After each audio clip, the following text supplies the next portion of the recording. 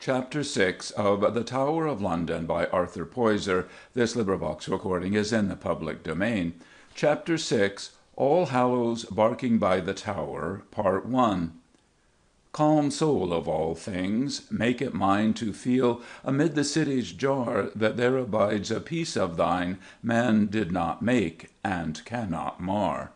Matthew Arnold. On the southwest side of Tower Hill there stands the oldest parish church in London. But beyond the earliest date that we find any portion of the present building mentioned, it is more than probable that a still more ancient church occupied this piece of ground. Consider the importance of the site. The approach to London from the sea was then, as now, a somewhat dreary progress between the mud flats that fringed the river. On the northern bank, the rising ground, now known as Tower Hill, would be the first relief to the eye after the wearying Essex marshes. Beyond and behind that hill lay the little city, and beside that hill was set a church. But with the building of the White Tower, the church was eclipsed as a landmark for boats on the river, and now it is quite obscured from the waterside by hideous brick warehouses that only men of the 19th century could conceive and erect. In early days this church stood on the edge of London. Now it is in its very centre.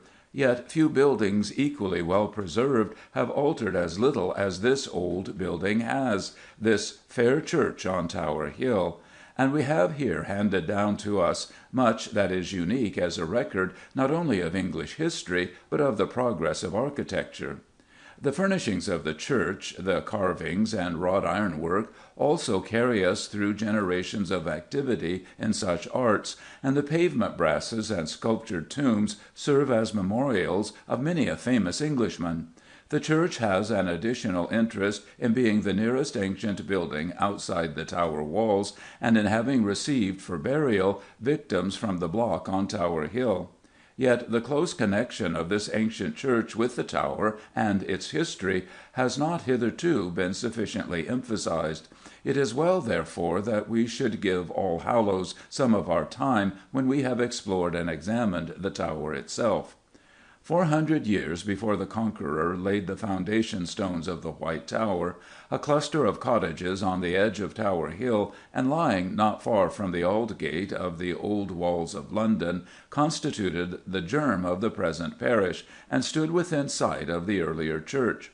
What the history of the church was then we have no means of knowing, but as it would be the first building of importance that Danish invaders came upon during their onslaughts on London, it must have passed through exciting times in those old days of raid and turmoil. Erkenwald, a 7th-century bishop of London, founded the convent at Barking in Essex. Of this convent his sister, St. Ethelburga, became first abbess, and the abbesses of Barking were not only mitred, but were in after days peeresses of the realm. Erkenwald made over certain rights of the land, upon which the parish is now spread, to this convent of Barking, and in return a priest was supplied from the community to serve the religious needs of the parishioners. It was thus the surname Barking was acquired. It is, however, a surname that is somewhat misleading, as printers, even to this present day, have an awkward habit of placing a comma between All Hallows and Barking, and so send many who would visit the church on an empty quest into Essex. But the poor printer is not altogether to blame. The people here have a way of calling themselves Barking people, and of referring to the parish as Barking parish.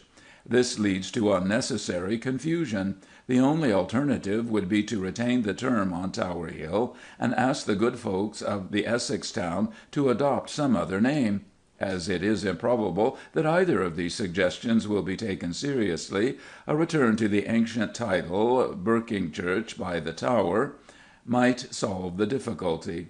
The parish system in England took its rise under Theodore, Archbishop of Canterbury, A.D. 668, and the number and boundaries of the parishes as we know them today agree very nearly with the parochial divisions in Domesday Book. The ground now included in Allhallows parish was undoubtedly included in Roman London, which extended from Tower Hill to Dowgate Hill. the present Fenchurch and Lombard Streets forming the line of its northern boundary. Eastward of the parish lay marsh and forest, the great forest of Essex, of which so wide and unspoilt a portion remains to us in Epping Forest. In 1087, when a great fire devastated the city, a church in the Norman style took the place of the Saxon building, and the nave pillars of All Hallows date from that time. Of these pillars, the one that shows its great age more than the others, which, after successive cleanings, look almost new, is that westernmost pillar on the north side, which stands within the choir practice room. To this Norman building Richard I added, either where the chancel portion of the north aisle now stands, or near at hand, a chantry chapel known as Capella Beata Maria de Barking's Juxta Turum. This was for some time the most famous shrine in connection with the building, and became the care of the kings of England. In this chantry was placed by Edward I a statue of the Virgin, in accordance with a command received by him in a vision before his father's death, in which he was assured that he should subdue Wales and Scotland, and would be victorious while this Barking's chapel was kept in repair. Tradition asserts that the heart of the lion-hearted Richard was placed under the altar of the chapel here, but others maintain that after its removal from Fontevraud, where the king was buried, it was sent to Rouen. Yet in the time of the first Edward an indulgence of 40 days was obtained for all penitents worshipping at the shrine of the Virgin at Barking's chapel, and in that instrument prayer is especially asked for the soul of the founder, Richard I, whose heart is buried beneath the high altar. A little later in the history of the church and its chapels we come upon the name of John Tiptoft and Sir John Croke, both of whom, famous in their generations, took a special interest in All Hallows. The former was brought into touch with the place upon his appointment as Constable of the Tower. He was created Earl of Worcester by Henry VI, was the friend and supporter of Caxton, and has been called the nursing father of English printing. A man of great learning, he had studied under Guarino at Ferrara, had occupied a professor's chair at Padua, was termed by Walpole one of the noble authors of England, is remembered as a good but ruthless soldier, lawyer, and politician, and was in the end, by the influence of Warwick the Kingmaker, disgraced and beheaded on Tower Hill. Tiptoft founded a confraternity or guild at Barking Chapel, and of this guild elected Sir John Croke to be one of the first wardens. Of Tiptoft, who was buried at Blackfriars Monastery, no memorial remains here, but Croke's tomb we shall come upon later as we go through the church. In the time of Richard III the chantry chapel comes once again into the light of fame, and is known far and wide as Barkingshaw. Richard, who, as we have seen, was no saint when dwelling in the Tower, seems to have been influenced by the age and sanctity of All Hallows to do good deeds, and is known here only as pious benefactor. He achieved this by new building this chapel, and adding to the original foundation a college of priests, consisting of a dean, Calderton, a friend of Richard's, and 6 canons. In the Calendar of State Papers Domestic, Henry VIII, 10th July, 1514, there is to be found a record of a confirmation of the chapel of St. Mary in the cemetery of Barking Church, London, to the Guild of St. Mary. Provision is also made for the election of a master and 4 wardens annually for the safe custody of the said chapel. If Barking Chapel during its long history had been the peculiar care of royalty, the church, after the upheavals in the time of Henry VIII and Edward VI, became the care, and also the resort, of the prosperous burgesses of the city. It was conveniently near the Tower where the king and his court were lodged, and where the king's justiciars held their sittings, and so became a meeting place of representative citizens, where matters could be discussed when the city and Tower happened to be at variance, not by any means an infrequent occurrence. From early times, indeed, we may trace the feelings of affection which dwellers in the city, and more especially in the parish, have felt for their historic church. In 1265 we hear of Sir Roger de Libourne, who was lodging in the Tower, meeting the representatives of the city at Berkingchurch, on their proposing to make their submission to the king after the Battle of Evesham. To that meeting came the Mayor and a countless multitude of citizens. Again, in 1280, the burgesses, apparelled in their best attire, gathered at Berkingchurch, and proceeded to the Tower to meet the King's justiciars for the purpose of holding an inquest or inquiring into the peace of the city. Gregory, the Mayor, as we read in the Liber Albus of the Corporation of London, disputing the right of the Crown to hold an inquest for the City of London, for the honour of the mayoralty, refused to enter the Tower as Mayor, but laying aside his insignia and seal at the high altar of Berkingchurch, as the last church in the city next the Tower, entered the Tower merely as one of the aldermen, alleging that by the ancient liberties he was not bound to attend the inquest, nor to make appearance therein for judgments, unless forewarned for 40 days. The King, Edward I., as punishment for this disobedience, abolished the office of Mayor, appointing a warden in his place, which custom obtained till 26 Ed. 1, when the ancient liberties of the city were restored. Those of the citizens who had accompanied Rokesly to Berkingchurch were confined in the Tower for some days, and would, no doubt, on their return to their admiring families, be looked upon with certain awe ever afterwards. In the archives of the Guildhall we find that in 1302 Allhallows Barking appears as one of the advowsons of the City of London, belonging to the Abbess and Convent of Barking. But after the suppression of the convent by Henry VIII, the patronage passed to the Archbishop of Canterbury, in whose hands it remains to this day. Another interesting fact we gather from the ancient records of the city is that Allhallows was one of the 3 churches where the curfew was rung each night as a warning that it was time for all good citizens to be indoors, and as a precaution against fire. This ancient curfew bell, it is believed, is that hung in the small bell turret on the tower of the church, and upon which the hammer of the clock strikes the hours. Towards the end of the 15th century great changes took place with regard to the structure of the church. The chantry chapels had fallen into a state of disrepair, and it became necessary to rebuild the chancel to which they were attached, and to strengthen the fabric of the nave. It is to this rebuilding that we owe the contrast afforded by the massive pillars of the body of the church with the graceful, deeply moulded perpendicular pillars of the chancel.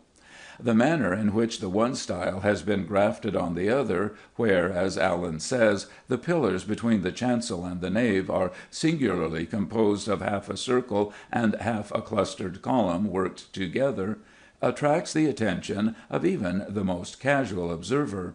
Mr. Fleming, in his admirable little pamphlet on the church, sums up the various alterations that have taken place in the structure when he says, "The view of the stately interior tells at once, and more fully than the outside features, the story of the changes that have befallen the church through the centuries since its foundation. For the columns of the nave are Norman, the east window with its intricate tracery was the work of the sumptuous decorated period, whilst the clerestory and aisles, with the slender clustered shafts of the chancel arcading, belong to the Perpendicular style. Allhallows is a good instance of the manner in which, entirely convinced of the supreme merits of their school of building, the architects of the Perpendicular period superimposed their style on what had gone before.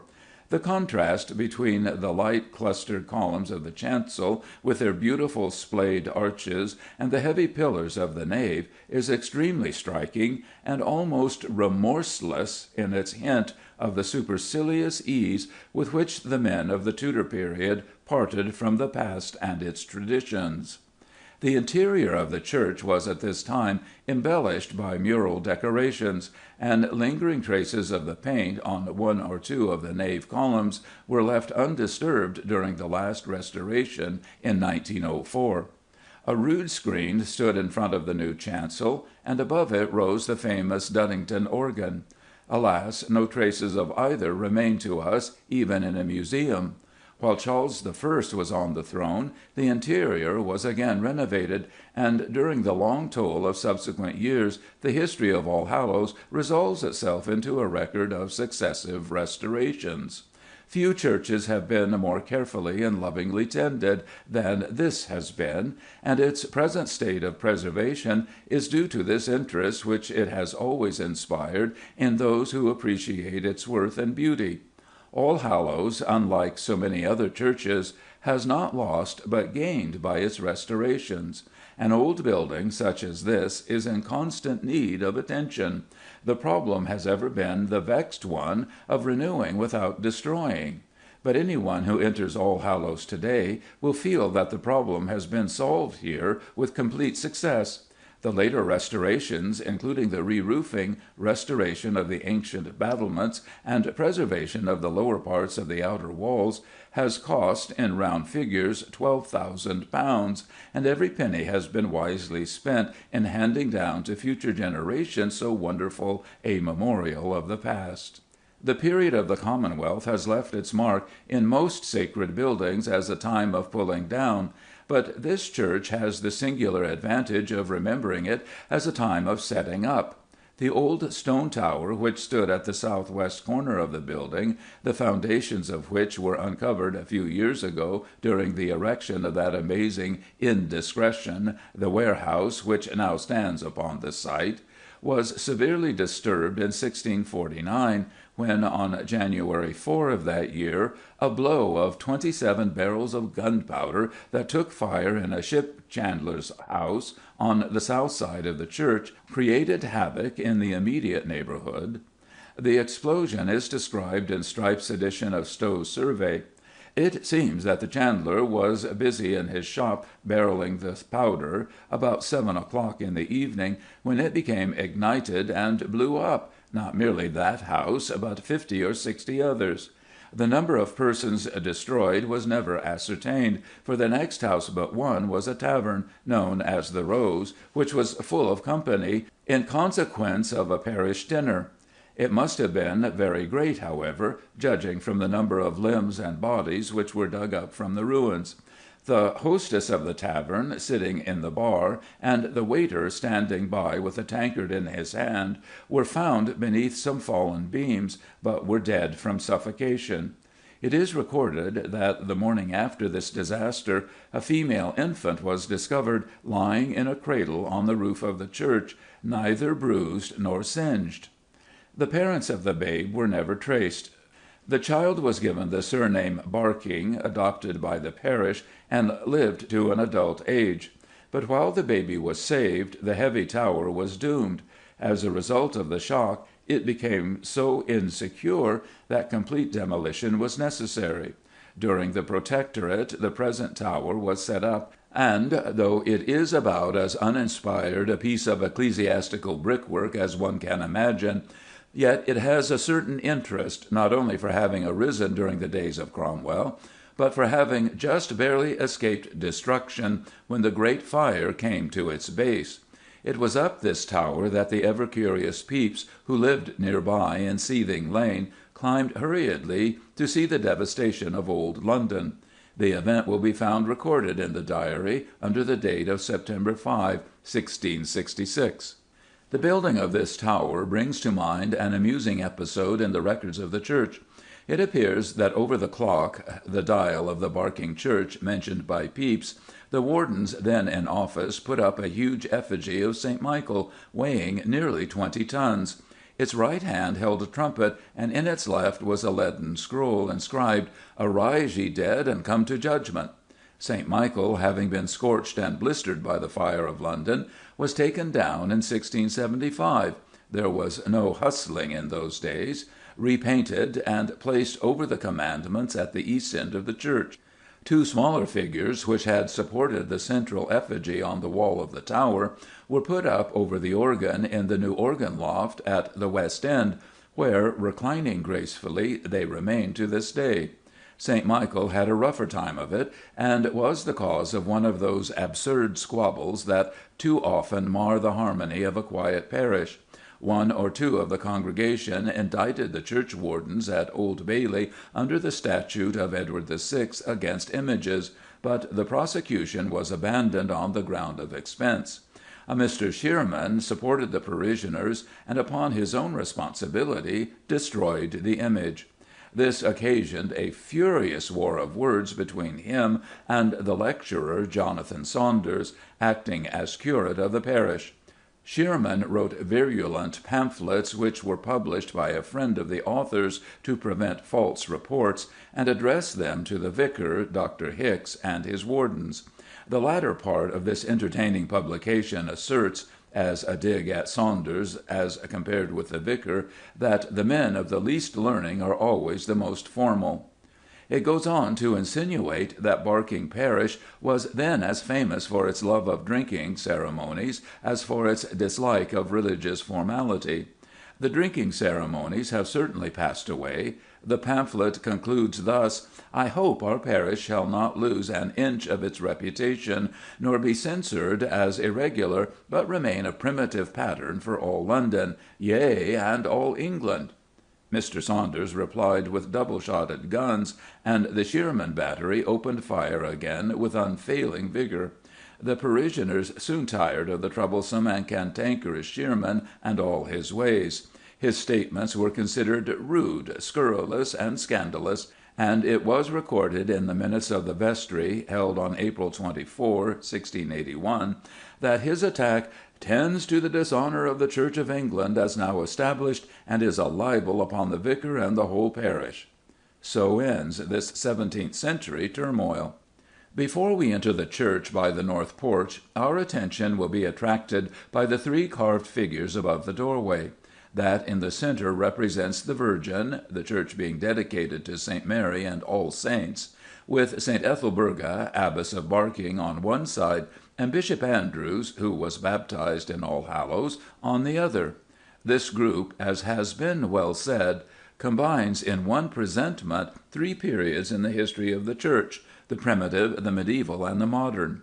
Inside the porch, the quaint chambers on the left are restorations of what in earlier times were, it is conjectured, recesses for meditation and study. In front of us is the second doorway, delicately carved, and much weather-worn, owing to exposure of the soft stone before the building of the porch. The first glance we have of the interior of the church, from just within this doorway, must impress us with a sense of the dignity of the building. North Aisle.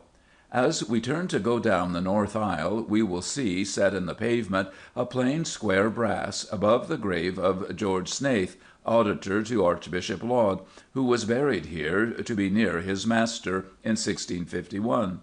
The church is singularly rich in pavement brasses, and before the removals and mutilations of Puritan times, possessed an even more remarkable collection of these memorials.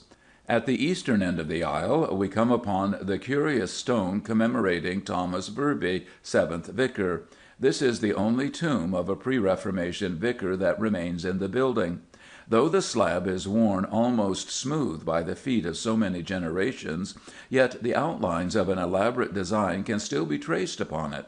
A rubbing taken recently showed a full-length figure with a dog lying at the feet to the left. The fragment of brass towards the top of the stone bore apparently an engraving of the head and of the hands, raised to the chin in an attitude of prayer. Virby was a remarkable man. In a 15th-century English chronicle, edited for the Camden Society in 1856, it appears that in the 19th year of King Harry, the Friday before Midsummer, a priest called Sir Rickweish, a vicar in Essex, was burnt on Tower Hill for heresy, for whose death was a great murmuring, and many simple people came to the place, making their prayers as to a saint, and bear away the ashes of his body for relics. Some were taken to prison in the Tower, amongst others the vicary of Barking Church beside the Tower, in whose parish all this was done. Virby was charged with scattering powder and spices over the place where the heretic was burnt, that it might be believed that the sweet flavour came of the ashes of the dead. But evidently this was considered no very great offence, for Virby was subsequently set free, restored to his position at All Hallows, and died vicar in 1453. Nearer the altar steps will be found the beautifully engraved brass, in the French style, of John Bacon, who died in 1437. A heart inscribed with the word "Mercy" and encircled by a scroll lies in the upper part of the stone, and the figures of Bacon and his wife, cut out of latten or sheet brass, and 2 feet 1 inch in length, occupy the sides. The treatment of the drapery of both figures is quite perfect, giving, too, an excellent idea of the costume of the time. The scroll bears the words "Mater Dei momento mei, Jesu Filii Dei miserere mei." Bacon belonged to the ancient company of Woolman, which seems to have been the leading guild of the Middle Ages. Its members were usually adventurous and wealthy men. Brasses dedicated to men of this craft are very numerous, and this need excite no surprise when we remember how much of their trade was continental, and particularly carried on in those countries where latten was milled. Bacon, we may surmise from his will preserved at the Guildhall, was a man of substance and of many acres. Near by will be seen an incised slab over the tomb of the wife of William Denham, alderman, sheriff, and master of the Ironworkers' Company, who departed this life on Wednesday at 5 of the clock at afternoon, Easter week, the last day of March, A.D. 1540. The brass has disappeared. The finely wrought canopied altar tomb against the north wall, close by the Bacon brass, dates back to the 15th century. It is carved in Purbeck marble, and at the back has 2 small brasses, one representing a man with 5 sons, and the other a woman with 7 daughters, all kneeling. Name and date are both gone, but a shield in the left-hand corner enables us to connect the monument with the family of Croke. Sir John Croke, it will be remembered, was one of the early wardens of Barking Chapel, a trustee to whom Edward IV. Conveyed the lands for the support of the chapel of St. Mary, and founder of a chantry here in 1477. This John Croke, citizen, leather seller, and alderman of London, was a generous benefactor to All Hallows, leaving to it at his death many gifts and sundry legacies to the altar of All Hallows Barking, the works of the church, to purchase vestments and books, for the repair of the roof loft, and so on. It is quite probable that this memorial was used as a chantry altar, of which there were many in the church until 1547, and the beginning of the years of spoliation. A well-carved crest will be seen on the pavement stone covering the Mareschal tomb, and nearer the altar steps a grey marble slab of the year of the Great Fire lies over the grave of Sir Roger Hatton, alderman, whose coat of arms may be traced near the head of the stone.